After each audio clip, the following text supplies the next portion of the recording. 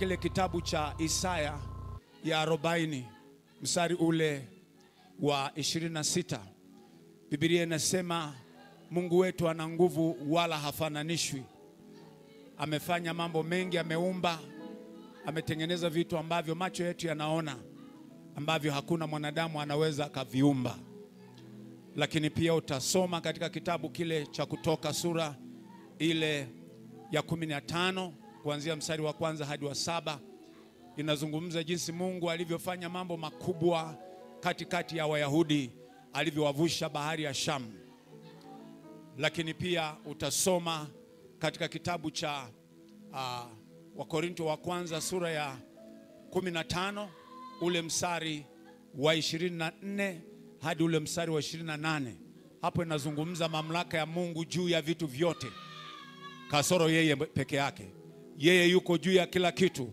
Na Paulo anapoandika anasema siku Yesu akirudi mara ya pili atatua mamlaka yote kwa Mungu, na sisi wote tutakuwa tuko chini yake, ikiwa ni pamoja na Yesu. Lakini kwa sasa tunatembea na Yesu mwenye mamlaka yote kama Mungu, ambaye ni mfalme, ni Bwana, ni mwokozi wa maisha yetu. Mamlaka yake yote ya Mungu iko juu yake, na mamlaka ya Mungu iko ndani yetu pia, kwa sababu Yesu Kristo anakaa ndani yetu. Jina la Bwana Yesu libarikiwe. Utasoma pia katika kitabu cha Wakorintho wa pili sura ya 4 ule mstari wa 8 hadi wa 10. Utapata picha hapo ya jinsi Mungu anavyofanya kazi katikati ya maisha ya wanadamu na mamlaka yake ilivyokuu. Nikutajia mambo matano, namna gani tunatembea au namna tunavyoweza kutembea katika nguvu za Mungu. Jambo la kwanza ni kwa kumwabudu au kumfanyia ibada, kama tulivyomfanyia ibada leo. Na ibada hiyo sio ibada ya kawaida, ni ibada ya roho na kweli. Ibada hiyo inamteremsha Mungu na nguvu zake, na kama unavyoona wewe ni shahidi katika siku ya leo. Na kwenye ibada yoyote ile tunayosema ibada, ndani yake kuna kuimba, kuna kusifu, ndani yake kuna kusikia maneno ya Mungu, ndani yake kuna kuomba, ndani yake kuna kumtolea Mungu. Hayo yote tumeyafanya kwa msaada wa Bwana. Ibada hiyo inakuwa imeshakamilika. Lakini pia jambo la pili, kitu kitakacho kusababisha utembee katika nguvu za Mungu ni kumpa Mungu kipaumbele namba 1. Sura ya 6 ya kitabu kile cha Mathayo ule mstari wa 24 hadi ule mstari wa 33, Biblia itakuambia ya kwamba tunapaswa kutafuta kwanza ufalme wa Mungu, na mengine hayo yote Mungu atatuzidishia. Tunapompa Mungu nafasi ya kwanza, mambo yanakuwa yameshakamilika. Jambo la tatu, utumishi kwa Mungu wenye viwango, wenye kuleta matokeo.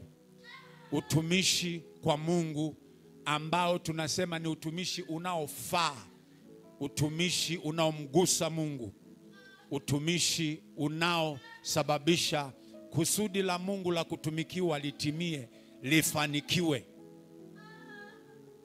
Hilo ni jambo litakalosababisha nguvu ya Mungu itembee katika maisha yako.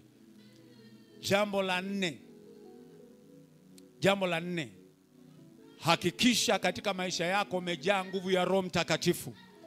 Katika kitabu cha Matendo ya Mitume sura ya kwanza mstari wa 8 inasema hivyo kwamba tunahitaji nguvu.